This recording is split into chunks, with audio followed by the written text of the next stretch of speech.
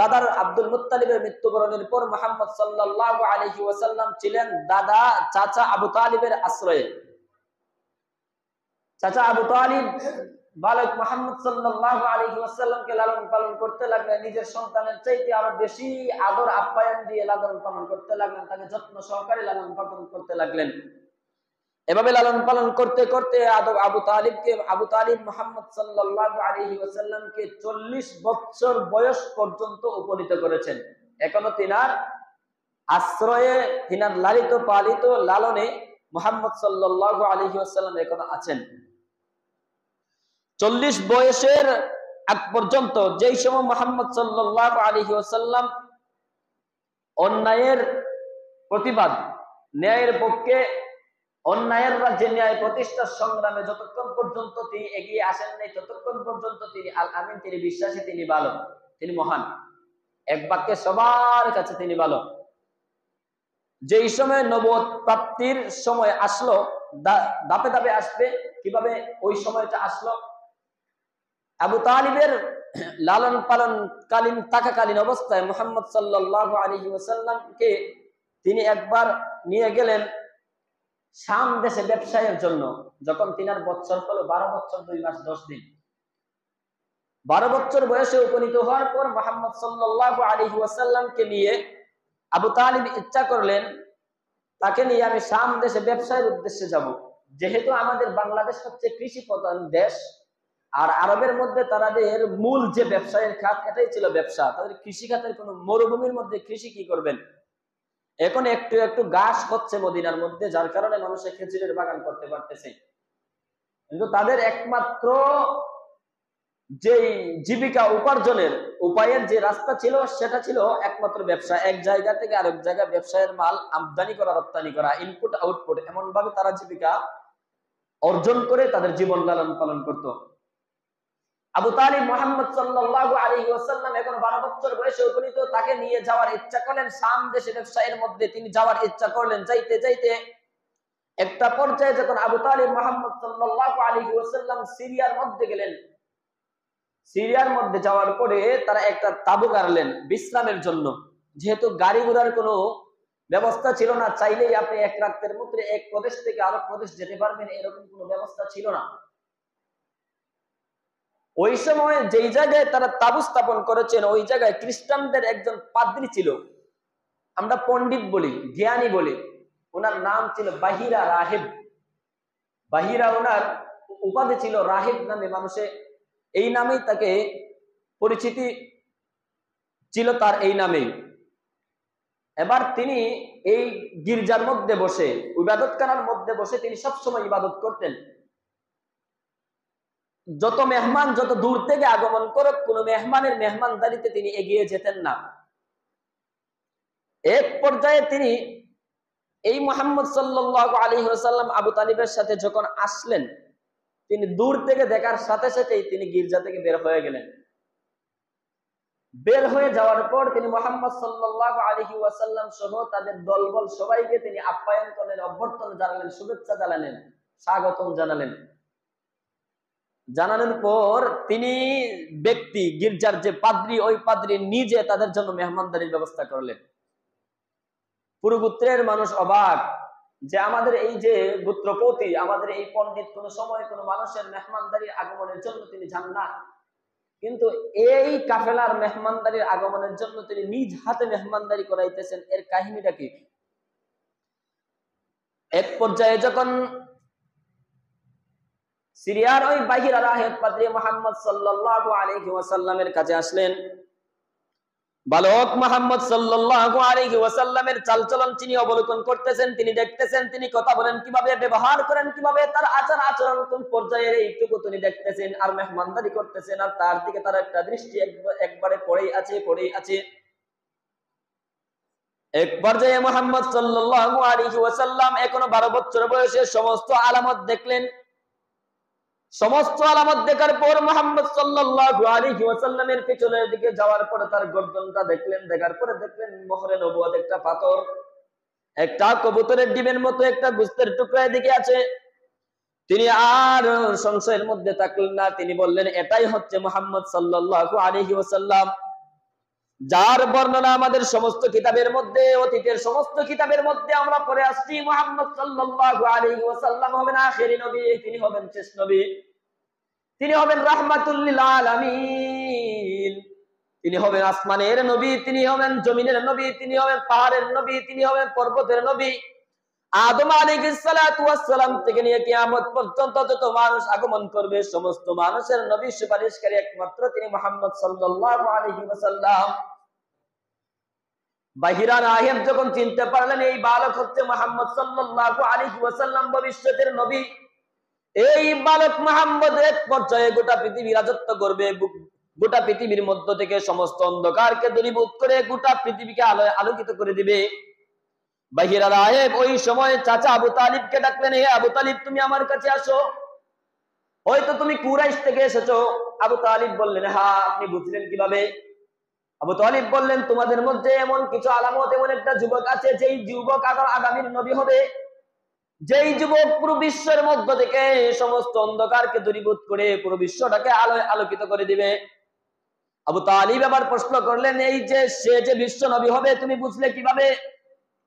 ওই সময় বাহিরা রাগিব বলল, আমাদের সমস্ত কিতাবের মধ্যে আমরা পড়ে আসছি শেষ নবীর আলামত হবে এই সবচেয়ে বড় আলামত, যেটা তোমরা যখন গিরিপথ দিয়ে আসছিলে, দুই পাহাড়ের মধ্যখান দিয়ে আসছিলে, এই দুই পাহাড়ের আশেপাশে যত গাছ আছে, যত পাহাড় আছে, যত পাথর আছে, সবকিছু আমি দেখতে পাচ্ছি যে মুহাম্মদ সাল্লাল্লাহু আলাইহি ওয়াসাল্লাম যে রাস্তা দিয়ে আসছেন, আসমান থেকে একটা মেঘখণ্ড তাকে ছায়া দিয়ে আসতেছে, আর কোন মানুষের উপরে এমন মেঘখণ্ড ছায়া নাই।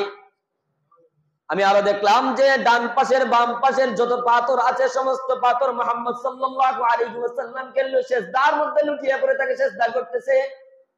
আমি দেখলাম উভয় পাহাড়ের মধ্যে যত গাছ আছে, যত ডালপালা আছে, যত পাহাড় আছে, সমস্ত কিছু মুহাম্মদ সাল্লাল্লাহু আলাইহি ওয়াসাল্লামকে সিজদা করতেছে, যা আমি ছাড়া তোমরা কেউ দেখতে পারো না। আমি এবার সত্যায়ন করলাম, আমি এবার পুরোপুরি বিশ্বাস করলাম। আদম আলাইহিস সালাতু ওয়াস সালাম থেকে নিয়ে এই পর্যন্ত যত নবী পৃথিবীর মধ্যে আগমন করলেন, কোন নবী ছাড়া, কোন যেই ব্যক্তি নবী হবে, এমন নবী ছাড়া কোন ব্যক্তিকে পাথর এবং গাছপালা কখনো সিজদার মধ্যে লুটিয়ে পড়ে নাই। এরপরে আবু তালিবকে ওই বাইকের রাহেব বলল, কে আবু তালিব, তোমার জন্য সবচাইতে উপকৃত কথা হচ্ছে, সবচাইতে ভালো কাজ হচ্ছে, তুমি আর তাকে শাম দেশে নিয়ে যেও না। যদি এই বালক মুহাম্মদ সাল্লাল্লাহু আলাইহি ওয়াসাল্লামকে শাম দেশে তুমি নিয়ে যাও, তাহলে শাম দেশের যেই সমস্ত খ্রিস্টানরা আছে, যেই সমস্ত ইহুদিরা আছে, তারা মুহাম্মদ সাল্লাল্লাহু আলাইহি ওয়াসাল্লাম কিভাবে আগমন করবেন, তার আলামত কি হবে, সবকিছু তারা জানে। সুতরাং তোমার জন্য উপকার হবে, তুমি আবার তাকে মক্কার মধ্যে ফিরিয়ে দাও। যদি এই মুহাম্মদ সাল্লাল্লাহু আলাইহি ওয়াসাল্লামকে শাম দেশে ব্যবসায়ের উদ্দেশ্যে তুমি নিয়ে যাও, যদি ওই শাম দেশের ইহুদিরা তাকে দেখতে পারে, তাকে চিনতে পারে, তাহলে তাকে এখনই জীবন্ত পুঁতে ফেলবে, তাকে একদম হত্যা করে ফেলবে। এই সংবাদের পর, বাহিরা রাহেবের এই সংবাদের পর মুহাম্মদ সাল্লাল্লাহু আলাইহি ওয়াসাল্লামের ব্যাপারে আবু তালিব ভীত সন্তুষ্ট হয়ে গেলেন, ভয় পেয়ে গেলেন। যার কারণে মুহাম্মদ সাল্লাল্লাহু আলাইহি ওয়াসাল্লামকে তিনি কিছু মানুষের সাথে আবার মক্কায় প্রেরণ করলেন। এবার মুহাম্মদ সাল্লাল্লাহু আলাইহি ওয়াসাল্লাম যখন মক্কার মধ্যে আগমন করলেন, মক্কার মধ্যে আগমন করার পর তিনি বসবাস করতে থাকলেন। এক পর্যায়ে যখন মুহাম্মদ সাল্লাল্লাহু আলাইহি ওয়াসাল্লাম 20 বছরে উপনীত হলেন, 20 বছর বয়সে উপনীত হওয়ার পর মক্কার উকাস বাজারের মধ্যে প্রতি সোমবারে, প্রতি রবিবারে একটা বাজার বসতো। ইহুদি, খ্রিস্টান, নাস্তিক, মুরতাদ সবাই এই বাজারের মধ্যে বাজার করার জন্য যেত। ঘটনাক্রমে এই উকাস বাজারের মধ্যে 20 বছর বয়সের নবী যখন হয়েছেন, তখন একটা যুদ্ধ সংঘটিত হয়, যেই যুদ্ধের নাম হচ্ছে ফিজার যুদ্ধ, হারবুল ফুজ্জার, মানে ফাসিকের যুদ্ধ। এই যুদ্ধটা এর জন্য হারবুল ফুজ্জার বলা হয়, যুদ্ধের মাস বলা হয়, এর জন্য বলা হয় যে এটা পাপাতির যুদ্ধ। যেই মাস এই যুদ্ধটা সংঘটিত হয়েছিল, এই মাসটা ছিল হারাম মাস। কিছু মাস আছে হারাম মাস, সম্মানিত মাস। এই মাসের মধ্যে যুদ্ধে সংঘটিত হওয়া, রক্তাক্ত করা কুরাইশদের মধ্যে ওই সময় হারাম ছিল। এই মাসের মধ্যে কুরাইশেরা আরো কয়েকটা গোত্র মিলে তারা যুদ্ধের মধ্যে লিপ্ত হয়ে যায়। এক পর্যায়ে মুসলমান যুদ্ধ করতে করতে করতে করতে অনেক মানুষ আহত হয়ে যায়, নিহত হয়ে যায়, অনেক মানুষ বিধবা হয়ে যায়, অনেক সন্তান এতিম হয়ে যায়। কুরাইশের কিছু নেতৃত্ববর্গ মানুষ ওই সময় সবাইকে যুদ্ধে থামিয়ে সবাইকে বললেন যে আর আমাদের মধ্যে তো রক্তকে যুদ্ধ করার কোনো প্রয়োজন নাই। এবার আমাদের সবার মধ্যে যেই সমস্ত মানুষরা একদম নিহত হয়ে গেছে তারা তো নিহত হয়ে গেছে, যেই পক্ষের নিহতের সংখ্যা বেশি এই পক্ষকে অপর পক্ষ দিয়ত দিবে, মানে তার সমবদ্ধা দিবে, যা পারে অর্থ দিয়ে হোক সম্পত্তি হোক দিয়ে দিবে। এই দিয়তের ভিত্তিতে শর্তের ভিত্তিতে যুদ্ধটা একবারে স্থগিত হয়ে গেল। কিন্তু এই হারবুল ফুজ্জার মুসলমান এই যুদ্ধের মধ্যে নিজেদের গোত্রীয় নিজেদের স্বদেশের যে যুদ্ধের মধ্যে এই যুদ্ধের কারণে এত বেশি মানুষ এতিম হয়ে যায়, এত বেশি সংখ্যক নারী বিধবা হয়ে যায়, যার কারণে কুরাইশের নেতৃত্ববর্গ যে মানুষেরা আছে এই মানুষের অন্তরের মধ্যে একটা বিতসন্তস্ত একটা চিন্তার প্রতিফলন ঘটায়। চিন্তার কারণে সমস্ত কুরাইশ বংশ বনি তামিম বনি মুদ্রিকার যে সমস্ত পুত্রেরা আছে সবাই একত্রিত হলো। সবাই একত্রিত হওয়ার পর বলল, এভাবে ওবাদে আবার অন্যায় ভাবে আমরা আর কত যুদ্ধের মধ্যে বিভক্ত হব, আমাদের এখন উচিত এমন একটা সংগঠন করা যেই সংগঠনের কারণে আমাদের মধ্যে আর কখনো যুদ্ধ সংঘটিত হবে না। এমন একটা সংগঠন আমাদের তৈরি করা যেই সংগঠনের কারণে আমাদের মধ্য থেকে অন্যায় চলে যায়। এমন একটা সংগঠন করা আমাদের উচিত যেই সংগঠনের কারণে আমাদের মধ্য থেকে অন্যায় অনাচার সবকিছু চলে যায়, মানুষ যেন মানুষের ন্যায় পায়, অন্যায়কৃত অন্যায় ভাবে অত্যাচারিত যত মানুষ আছে সমস্ত মানুষ যেন তাদের ন্যায় ইনসাফ ভিত্তিক বিচার পায়। এই ভিত্তিতে আব্দুল্লাহ ইবনে জুদিয়ান এক ব্যক্তির বাড়িতে সমস্ত কুরাইশরা একটা বৈঠক করলো। বৈঠক করার পর তারা একটা সিদ্ধান্ত করলো, আমাদের একটা সংগঠন করা উচিত, যেই সংগঠনের সংগঠক শেখ মুহাম্মদ সাল্লাল্লাহু আলাইহি ওয়াসাল্লাম। 20 বছর বয়সে উপনীত হওয়ার পর মুহাম্মদ সাল্লাল্লাহু আলাইহি ওয়াসাল্লাম যখন কাফের গোত্রের, যখন কুরাইশ গোত্রের মধ্যে অন্যায় অনাচার অপসংস্কৃতি সমস্ত কিছু যখন তিনি উপলব্ধি করতে থাকলেন, ওই সময় তিনি ইচ্ছা করলেন এমন একটা সংগঠন করা দরকার যেই সংগঠনের মাধ্যমে সমাজের অন্যায় অনাচার সবকিছু যেন দূরীভূত হয়ে যায়। সেই ভিত্তিতে আব্দুল্লাহ ইবনে জুদিয়ান ব্যক্তির বাড়িতে সবাই একটা বৈঠক করলো। বৈঠকের মধ্যে একটা সবাই হলফ করলো, যে হলফটার নাম হলো হালফুল উজুল, মানে হেলফুল ফুজুল। পৃথিবীর মধ্যে যুব সংগঠক নামে যুব সংগঠন যেই সর্বপ্রথম যেই ব্যক্তি আবিষ্কার করে সেই ব্যক্তির নাম হচ্ছে মুহাম্মদ সাল্লাল্লাহু আলাইহি ওয়াসাল্লাম। সমাজের মধ্য থেকে অন্যায়কে দূরীভূত করার জন্য, অনাচারকে দূরীভূত করার জন্য, অপসংস্কৃতিকে দূরীভূত করার জন্য সর্বপ্রথম যেই সংগঠন হয় সেই সংগঠনের সংগঠক হচ্ছে মুহাম্মদ সাল্লাল্লাহু আলাইহি ওয়াসাল্লাম, যেই সংগঠনের নাম হচ্ছে হেলফুল ফুজুল। এই হেলফুল ফুজুলের একমাত্র উদ্দেশ্য ছিল মানুষ যেন মানুষের ন্যায় পায়, যেই সমস্ত মানুষরা অন্যায়ভাবে অত্যাচারিত হয় এই সমস্ত মানুষের যেন পরিপূর্ণভাবে তাদের বিচার পেয়ে যায়। বিদেশ থেকে যে সমস্ত মানুষেরা আগমন করবে সমস্ত মানুষেরা যেন তাদের ব্যবসায়ের ভালোভাবে ব্যবসা করতে পারে, তাদের মাল যেন চিন্তাই না হয়, তাদের মাল যেন কখনো ডাকাতের কবলে না পড়ে যায়, ছিনতাইকারীর কবলে না পড়ে যায়। এর জন্য একটা হেলফুল ফুজুল হলো, এইটার মধ্যে এটা বাস্তবায়িত হলো। হেলফুল ফুজুল হওয়ার পর মুহাম্মদ সাল্লাল্লাহু আলাইহি ওয়াসাল্লামের শহরত, তার প্রসিদ্ধতা, তার পরিচিতি আরো বাড়তে লাগলো।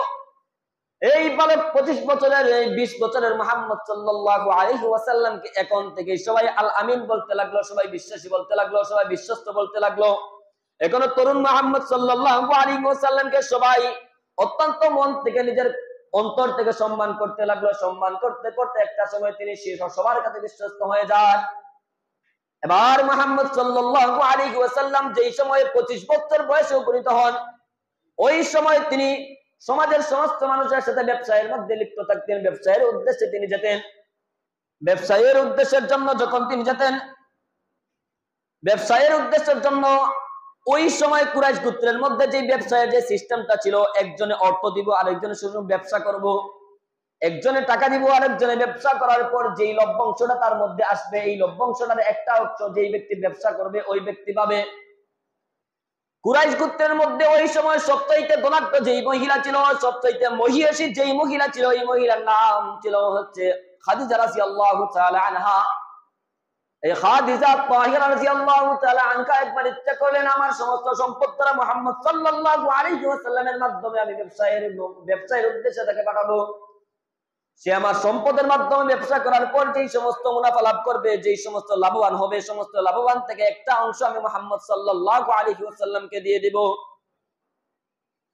যখন খাদিজা তাহিরা রাদিয়াল্লাহু তাআলা আনহা এর একদম দাসী ছিল, যেই দাসীর নাম হচ্ছে মাইসারা, এই মাইসারা মুহাম্মদ সাল্লাল্লাহু আলাইহি ওয়াসাল্লামকে প্রস্তাব করলো যে যদি আমার মুনিবের খাদিজা রাদিয়াল্লাহু তাআলা আনহার পণ্য নিয়ে তুমি ব্যবসায়ের উদ্দেশ্যে আমদেশে যাও, এই ব্যবসায়ের খাত থেকে তুমি যেই সমস্ত মুনাফা অর্জন করবে, এই মুনাফার একটা বড় একটা অংশ তোমাকে দেওয়া হবে। মুহাম্মদ সাল্লাল্লাহু আলাইহি ওয়াসাল্লাম রাজি হয়ে গেলেন।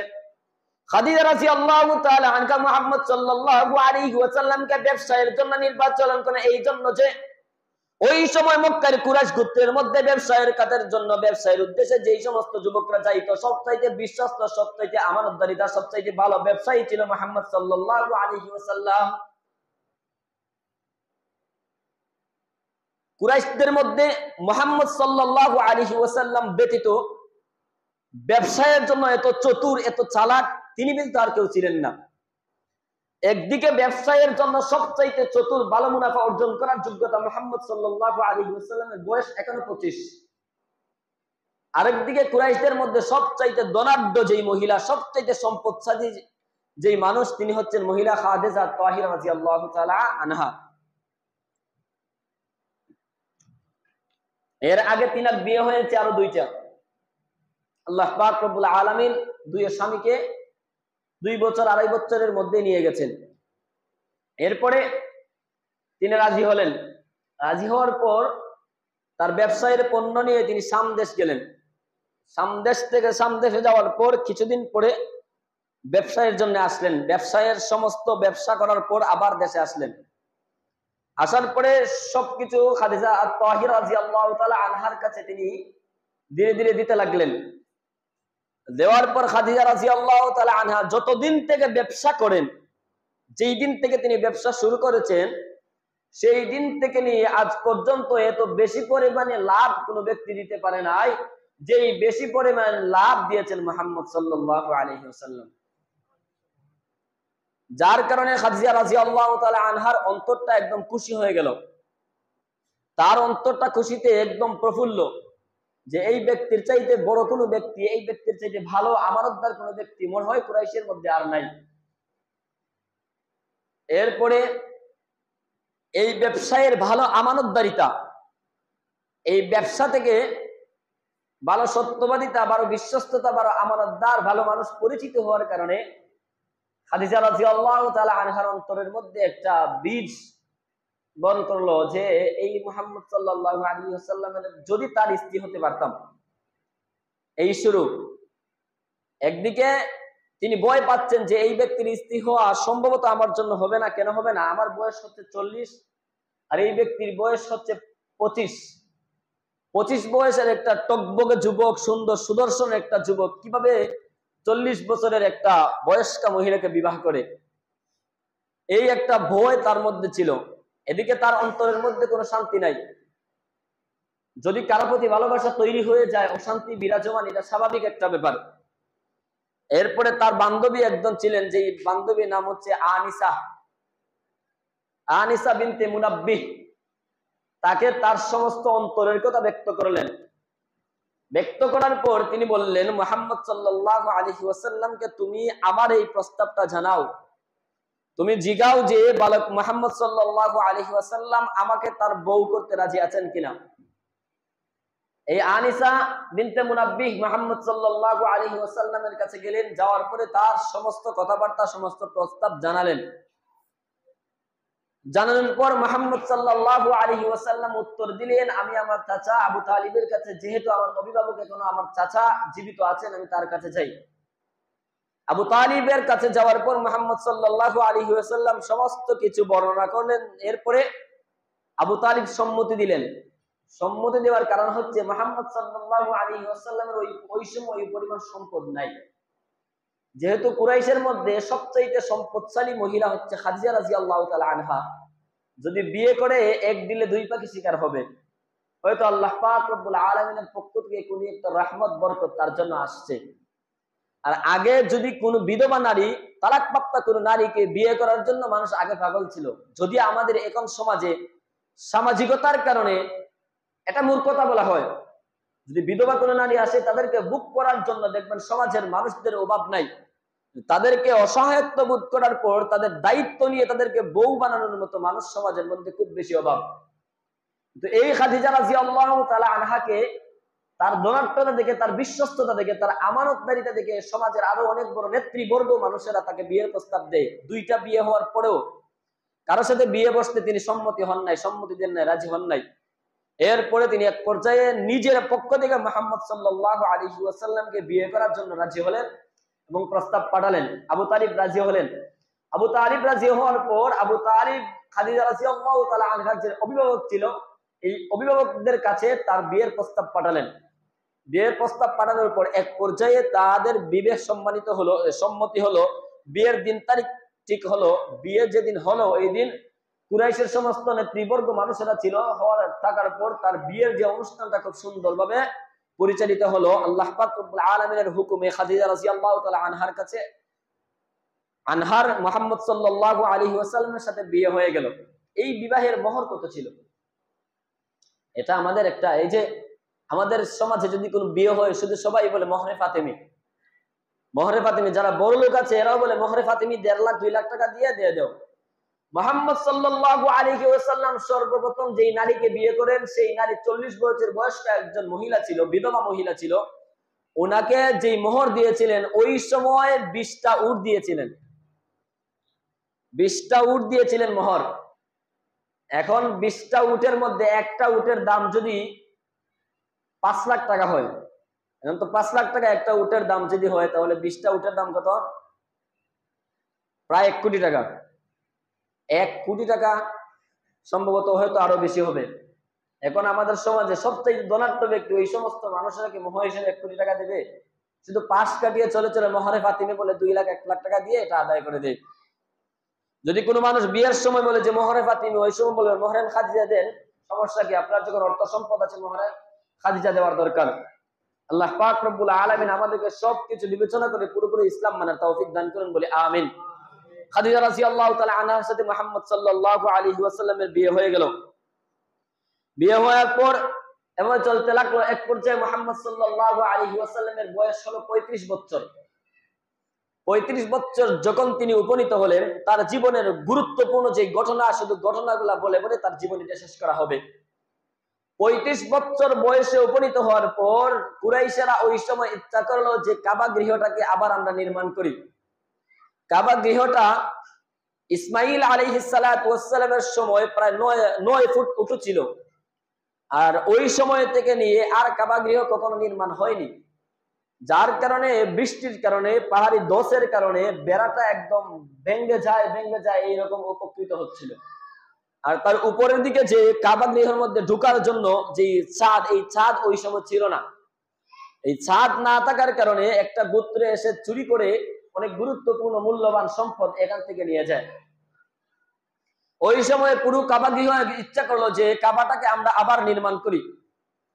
নির্মাণ করব কিভাবে? আমাদের সবার তো হালাল সম্পদ আছে, হারাম সম্পদও আছে, আমাদের অন্যায় পথের সম্পদ আছে, ন্যায় পথের সম্পদও আছে। সমস্ত কুরাইশ গোত্রের সবাই ইচ্ছা করলো যে কাবা গৃহ নির্মাণের কাজ আমার হালাল সম্পদ থেকে হয়ে যাক। সবাই ইচ্ছা পোষণ করলো যে এই কাবা গৃহ নির্মাণটা হালাল সম্পদ থেকে হবে, যে যতটুকু পারে এই হালাল সম্পদ থেকে এই কাবা গৃহ নির্মাণ করবে। এবং তারা নির্মাণ কাজ করার জন্য কে কোন অংশ নির্মাণ করবে, কে কোন সাইড নির্মাণ করবে, কে কোন দিকটা নির্মাণ করবে, সবকিছু বন্টন করে নিল। নির্মাণ কাজ শুরু হয়ে গেল। শাম দেশের একজন ইঞ্জিনিয়ারের নেতৃত্বে তারা নির্মাণ করা শুরু করলো। ঘটনাক্রমে যেই ব্যক্তি উত্তর দিকটা নির্মাণ করার কথা ছিল, যেই গোত্রের ভাগে পড়ছিল উত্তর দিকটা, এই গোত্রের হালাল সম্পদ কম ছিল। হালাল সম্পদ কম থাকার কারণে চতুর্থায় নির্মাণ হয়ে শেষ। একটা পর্যায়ে যখন উত্তর সাইড নির্মাণ শুরু করলো, শেষ করতে পারে নাই, তাদের হালাল সম্পদ শেষ। যার কারণে দেখবেন যারা মক্কায় গিয়েছেন যাবেন, উত্তর দিকে ইউ এর মতো একটা জায়গা এখনো খালি আছে, যেটা কাবার অন্তর্ভুক্ত, এটাকে হাতিমে কাবা বলা হয়। ওই সময় হালাল সম্পদ না থাকার কারণে এই জায়গাটাকে শূন্য রাখা হয়েছে। পরবর্তীতে মুহাম্মদ সাল্লাল্লাহু আলাইহি ওয়াসাল্লাম অনেকবার চেয়েছেন যে এই জায়গাটাকে আমি পরিপূর্ণ করে দেই, কিন্তু ওই সময় কুরাইশ গোত্র নতুন মুসলমান হওয়ার কারণে তিনি আর এই সাহস করতে পারেন নাই। আল্লাহ পাক রব্বুল আলামিনের পক্ষ থেকে আর ফয়সালা হয় নাই। এটা এখন হাতিমে কাবা হিসেবে পরিচিত আছে। উত্তর দিকে দেখবেন যারা যান, ইউ এর মতো একটা জায়গা আছে, যে এই জায়গাটাকে হাতিমে কাবা বলা হয়। এবার মুহাম্মদ সাল্লাল্লাহু আলাইহি ওয়াসাল্লামের সম্মানের পালা, এবার তার বিশ্বস্ততার পালা, আবার আল আমিন হিসেবে উপাধির পালা। সমস্ত কুরাইশ গোত্রেরা কাবাটাকে নির্মাণ করার শেষ হওয়ার এক পর্যায়ে যখন হাজরে আসওয়াদ যে কালো একটা পাথর, এই কালো পাথরটার আকার সময় যখন আসলো, এবার সব গোত্রেরা যখন যখন কাবা নির্মাণ করার ইচ্ছা পোষণ করলো, সবাই এক একটা জায়গা তারা নির্ধারণ করে নিল যে এই পাঁচটা নির্মাণ করবে এক গোত্রে, আরেক পাঁচটা নির্মাণ করবে আরেক গোত্রে, আরেক পাঁচটা নির্মাণ করবে আরেক গোত্রে। প্রথম তারা যখন পরামর্শ করে, এই পরামর্শের সময় তারা এই সিদ্ধান্ত হয় নাই যে হাজরে আসওয়াদ এই কালো পাথরটা কাবার মধ্যে রাখবে কে। এবার সমস্ত কাবাটাকে নির্মাণ করা শেষ হয়ে যাওয়ার পর যখন হাজরে আসওয়াদ এই মক্কার মধ্যে কাবার মধ্যে রাখার ইচ্ছা পোষণ করলো, সময় যখন আসলো, সমস্ত গোত্রে, উত্তর গোত্র, দক্ষিণ গোত্র, সমস্ত গোত্র ইচ্ছা করলো যে এই হাতিমে কাবাটার মধ্যে এই হাজরে আসওয়াদ পাথরটাকে আমি রাখবো। এই গোত্রে ইচ্ছা করলো আমি রাখবো, আরেক গোত্রে ইচ্ছা করলো আমি রাখবো, আরেক গোত্রে ইচ্ছা করলো আমি রাখবো। সবাই ইচ্ছা করলো এই সম্মানের যে একটা ভার, এই সম্মানটা আমার মধ্য থেকে, আমার কাছ থেকে আমি যেতে দিব না। এক পর্যায়ে তাদের মধ্যে যুদ্ধের একটা পর্যায়ে এসে যায়। যেই সমস্ত গোত্রেরা দুর্বল তারা ইচ্ছা করলো হায় হায় কখন জানি যুদ্ধ বেঁধে যায়। ওই সময় গোত্রের মধ্যে ইচ্ছে ছিল প্রয়োজনে রক্তাক্ত করব, যুদ্ধ করব, মার্ডার করব, প্রয়োজনে একজন আরেকজনকে হত্যা করব, তারপরে এই হাতিমে কাবার মধ্যে এই কালো পাথরটাকে রেখেই ছাড়বো। এক সময় ওই বনি উমাইয়া এক ব্যক্তির মধ্যে একটা ইচ্ছা পোষণ করলো, একটা সহজ একটা পদ্ধতি ওই ব্যক্তির মধ্যে আসলো। আসার পর সমস্ত মানুষদেরকে তিনি থামিয়ে বললেন আমরা একটা সিদ্ধান্তের মধ্যে উপনীত হয়ে যাই, আমরা এভাবে যদি রক্তাক্ত করি তাহলে একটা সম্মানিত কাবার ঘর, একটা সম্মানিত ঘরের সম্মান আমরা রাখতে পারবো না। সুতরাং আগামীকালকে ফজরের সময় যেই ব্যক্তি প্রথম কাবার মধ্যে আসবে, ওই ব্যক্তি যেই সিদ্ধান্ত দিবে সমস্ত সিদ্ধান্ত আমরা মেনে নিব। এই সিদ্ধান্ত হওয়ার পর তারা কাবা চত্বর থেকে আর কেউ বের হলো না। যদি কেউ বের হয়ে যেত তাহলে তার গোত্রের একজনকে বলতো যে তুই আগে যাস, তাহলে আমরা সিদ্ধান্তটা পেয়ে যাবো। সবাই দেয়াল বেষ্টনীর মধ্যে বসে থাকলো পরদিন সকাল পর্যন্ত। আল্লাহ পাক রব্বুল আলামিনের কি কুদরত, পরদিন সকালে যেই ব্যক্তি সবার আগে কাবার গেট দিয়ে প্রবেশ করলেন সেই ব্যক্তি আর কেউ নয়, সেই ব্যক্তি হলেন মুহাম্মদ সাল্লাল্লাহু আলাইহি ওয়াসাল্লাম। যখন মুহাম্মদ সাল্লাল্লাহু আলাইহি ওয়াসাল্লাম গেট দিয়ে প্রবেশ করলেন, তারা সবাই সমস্বরে এক বাক্যে পড়ে উঠলো হাদাল আমিন রাদাইনাহু হাদা মুহাম্মাদুন। তিনি হচ্ছেন আমাদের আল আমিন, তিনি হচ্ছেন বিশ্বস্ত, তিনি যেই সিদ্ধান্ত দিবেন আমরা সমস্ত সিদ্ধান্তটা মেনে নিব, তার সমস্ত সিদ্ধান্ত মানতে আমরা এক পায়ে রাজি। মুহাম্মদ সাল্লাল্লাহু আলাইহি ওয়াসাল্লাম কাবার চত্বরের মধ্যে ঢুকলেন। ঢোকার পর তারকে সমস্ত ঘটনা বলা হলো। এবার মুহাম্মদ সাল্লাল্লাহু আলাইহি ওয়াসাল্লাম তাদের কাছ থেকে একটা চাদর আনলেন। চাদর আনার পর যেই জায়গার মধ্যে হাজির আসওয়াদ এই পাথরটাকে চাদরের একদম মধ্যস্থলের মধ্যে রাখলেন। রাখার পর সমস্ত গোত্রপতিদেরকে, গোত্রের নেতাদেরকে তিনি ডাকলেন তোমরা সবাই একজন করে চলে আসো। একজনে এক কোণার মধ্যে ধরো, আরেকজনে আরেক কোণার মধ্যে ধরো, আরেকজনে আরেক কোণার মধ্যে ধরো। সমস্ত গোত্রে এই বরকত লাভের এই সৌভাগ্য হয়ে গেল। যখন যেই জায়গায় মুহাম্মদ সাল্লাল্লাহু আলাইহি ওয়াসাল্লাম পাথরটা রাখবেন, সেই জায়গায় যাওয়ার পর আল্লাহ পাক রব্বুল আলামিন তার হাবিব সাল্লাল্লাহু আলাইহি ওয়াসাল্লামের বরকতময় হাত দ্বারা তিনি নিজে উঠে এই হাতিমে কাবার মধ্যে পাথরটাকে রাখলেন। এটা হচ্ছে আল্লাহ পাক রব্বুল আলামিনের লীলা খেলা, এটাই আল্লাহ পাক রব্বুল আলামিনের কুদরত, এটাই আল্লাহ পাক রব্বুল আলামিনের বরকত। সমস্ত গোত্র মিলে কাবা নির্মাণ করলো। যে হাজরে আসওয়াদ পাথরটা আল্লাহ পাক রব্বুল আলামিনের ইচ্ছা যে আমার হাবিবকে দিয়ে এই জায়গায় আমি পাথরটা রাখবো। সমস্ত গোত্র চাদরের সব কোনায় ধরলো, আর এই পাথরটা রাখলেন মুহাম্মদ সাল্লাল্লাহু আলাইহি ওয়াসাল্লাম। আল্লাহ পাক রব্বুল আলামিন আমাদেরকে তার পরিপূর্ণ জীবনী থেকে উদ্দেশ্য এবং ইবরত হাসিল করার মতো তৌফিক দান করুন বলে আমিন। এভাবে 40 বছর বয়সে উপনীত হয়ে গেলেন মুহাম্মদ সাল্লাল্লাহু আলাইহি ওয়াসাল্লাম। এর আগে আপনাদেরকে একটা জিনিস বলে রাখি, মুহাম্মদ সাল্লাল্লাহু আলাইহি ওয়াসাল্লাম সহ সমস্ত নবীরা নবুয়তের পূর্বে যেহেতু নবী হন না এবং রাসূল হন নাই, তবে সমস্ত নবীরা জীবনের জন্মের পর থেকে নিয়ে নবুয়তির আগ পর্যন্ত তারা হয়তো বুজুর্গ, নয়তো তারা ওলি ছিলেন। কোন মানুষ জন্মের পর থেকে, কোন নবী জন্মের পর থেকে নিয়ে নবুয়তের আগ পর্যন্ত, নবুয়ত 40 বছর বয়স হওয়ার পর্যন্ত একজন মানুষ পরিপূর্ণ একটা দায়ভার দায়িত্বপ্রাপ্ত হয়। এর আগে আল্লাহ পাক রব্বুল আলামিন সমস্ত নবীদেরকে তিনি নিষ্পাপ রাখেন, পাপ থেকে মুক্ত রাখেন। কিভাবে? মুহাম্মদ সাল্লাল্লাহু আলাইহি ওয়াসাল্লাম যখন একদম তরুণ, ওই সময় তিনি একটি বাড়ির মধ্যে বাজনা বাজছিল। তিনি যাওয়ার ইচ্ছা পোষণ করলেন যে আমি যাই বাজনাটা দিয়ে দেখে আসি কি আসলে এখানে। তিনি তার বন্ধু বান্ধবদেরকে এক জায়গায় রেখে তিনি গেলেন। যাওয়ার পরে যখন কিছু পথ গেলেন, যাওয়ার পরে তিনি দেখলেন তার কানের মধ্যে একটা আওয়াজ আসছে। যখন তিনি এই জায়গায় ঢুকলেন, আল্লাহ পাক রব্বুল আলামিন তার কানের পর্দাটাকে বন্ধ করে দিলেন। এই জায়গায় একটা বিয়ের বাজনা চলছিল, বিয়ের গান বাজনা চলছিল। আল্লাহ পাক রব্বুল আলামিনের ইচ্ছা, আমার বান্দার মধ্যে আমি কোন ধরনের কোন অন্যায়, কোন হারাম বাজনা তার কানের মধ্যে আমি দিব না। এভাবে তার জীবনে কয়েকটা ঘটনা ঘটেছে, যার কারণে এরপর থেকে নবুয়ত প্রাপ্তির আগ পর্যন্ত তিনি আর কোনোদিন এই জায়গায় যান নাই। আল্লাহ পাক রব্বুল আলামিন শুধু তাই নাই, ওয়ালাকাদ আতাইনা ইব্রাহিমা রুশদাহু মিন ক্বাবলু ওয়া কুননা বিহি আলিমিন। ইব্রাহিম আলাইহিস সালাতু ওয়াস সালামের নবুয়তের পূর্বে আল্লাহ পাক রব্বুল আলামিন ইব্রাহিম আলাইহিস সালাতু ওয়াস সালামকে সৎ পথে রেখেছেন, অন্যায় থেকে বিরত রেখেছেন। ইউসুফ আলাইহিস সালাতু ওয়াস সালামকে যখন সমস্ত মানুষেরা ক্বালা রাব্বিস সিজনু আহাব্বু ইলাইয়া মিম্মা ইয়াদউনানি ইলাই ওয়া ইল্লা তাসরিফ আন্নী কাইদাহুন্না আসবু ইলাইনা ওয়া আকুন মিনাল জাহিলিন, যখন জুলাইখা সহ সমস্ত নারীরা তাকে অন্যায় কাজের মধ্যে ডাকছিল, ওই সময় ইউসুফ আলাইহিস সালাতু ওয়াস সালামের জবান থেকে যেই কথাটা আসছিল, নিষ্পাপের যেই কথাটা আসছিল, আল্লাহ হয়তো এই সমস্ত মহিলাদের কাছ থেকে আমাকে মুক্তি দিন। যদি এই সমস্ত মহিলাদের কাছে আমি থাকি না, হয়তো আমি তাদের অন্যায় অনাচার, তাদের দুকার মধ্যে পড়ে আমি হারামের মধ্যে লিপ্ত হয়ে যাব। তার চেয়ে বরং আপনি আমাকে জেলের মধ্যে নিয়ে যান। হারাম থেকে বেঁচে থাকার জন্য আল্লাহ পাক রব্বুল আলামিন ওই সময় ইউসুফ আলাইহিস সালাতু ওয়াস সালামকে জেলের মধ্যে নিয়ে গেলেন নিষ্পাপ রাখার জন্য। ইয়া ইয়াহইয়া খুযিল কিতাবা বিকুওয়া, ইয়াহইয়া আলাইহিস সালাতু ওয়াস সালামকে আল্লাহ পাক রব্বুল আলামিন বলেন, হে ইয়াহইয়া তুমি কিতাবটাকে শক্ত করে আঁকড়ে দাও, যেন তোমাকে কোনো অন্যায় অনাচার, কোনো হারাম যেন তোমাকে ধরতে না পারে। সমস্ত নবীদেরকে আল্লাহ পাক রব্বুল আলামিন জন্ম থেকে নিয়ে মৃত্যু পর্যন্ত সমস্ত হারাম কাজ থেকে বাঁচিয়ে রেখেছেন। এর জন্য সমস্ত নবী রাসূলেরা মাসুম, সমস্ত নবী রাসূলেরা নিষ্পাপ। যদি কখনো কোনো ঘটনা কোনো ব্যক্তি বলে এটা হচ্ছে বুঝের ভুল, এটা গুনাহ না। বুঝের ভুল একটা, গুনাহ একটা, বুঝের ভুল একটা, গুনাহ একটা। এর জন্য সমস্ত আদম আলাইহিস সালাতু ওয়াস সালাম থেকে নিয়ে মুহাম্মদ সাল্লাল্লাহু আলাইহি ওয়াসাল্লাম সহ সমস্ত নবী রাসূলেরা নিষ্পাপ। এটা আমাদের ইমানের একটা অংশ। সমস্ত নবী রাসূল নিষ্পাপ, এটা বিশ্বাস করতে হবে, বিশ্বাস করে করে সবকিছু মানতে হবে। আল্লাহ পাক রব্বুল আলামিন আমাদেরকে সমস্ত নবী রাসূলদের প্রতি ভালো ধারণা, সুন্দর ধারণা, তাদের নিষ্পাপের যে বিশ্বাস, এই বিশ্বাসটা আমাদের অন্তরের মধ্যে লালন পালন করার তৌফিক দান করুন, বলি আমিন। আগামী শুক্রবার থেকে নবুয়ত প্রাপ্তির ধারাবাহিক হেরা গুহায় যাওয়ার পরে কিভাবে কি হয়েছিল সবকিছু আলোচনা হবে। আল্লাহ পাক রব্বুল আলামিন আমাদেরকে এই পর্যন্ত যতটুকু আলোচনা হলো, এই আলোচনা থেকে তার জীবনী অনুযায়ী আমাদের জীবনকে সাজানোর মতো তৌফিক দান করুন, বলি আমিন।